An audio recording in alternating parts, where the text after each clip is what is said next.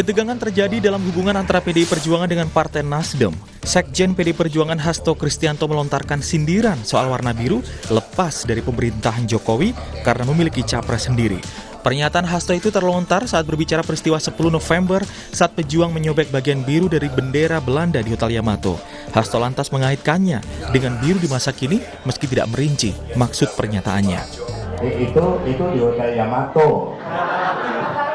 Di Hotel Yamato, di mana para pejuang kita kan ada bendera Belanda, birunya dilepas.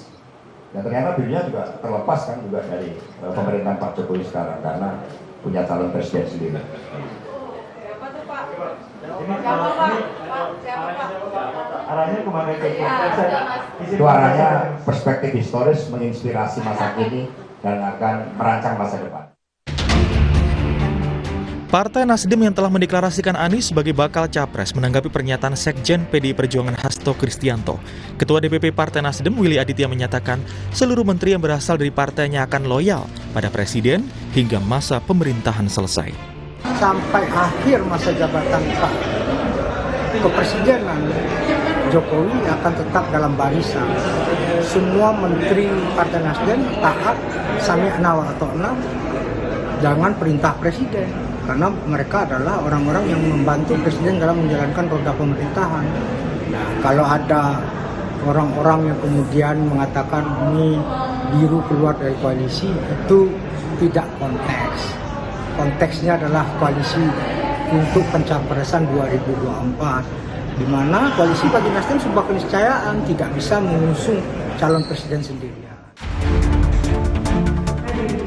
Partai politik yang selama ini mendukung Jokowi pada pemilu 2019 bisa saja mengalihkan dukungannya pada capres yang nantinya akan didukung Jokowi ataupun PDI Perjuangan atau sebaliknya.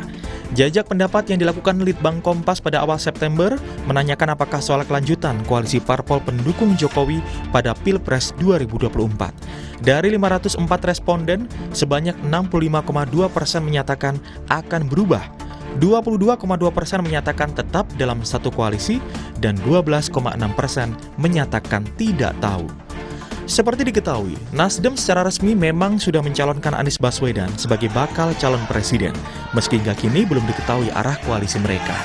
Di sisi lain, PDIP masih menutup rapat nama bakal capres yang akan diusung pada Pilpres mendatang, meski ada kader yang disebut-sebut masuk bursa, baik Ganjar Pranowo maupun Puan Maharani. Tim Liputan, Kompas TV.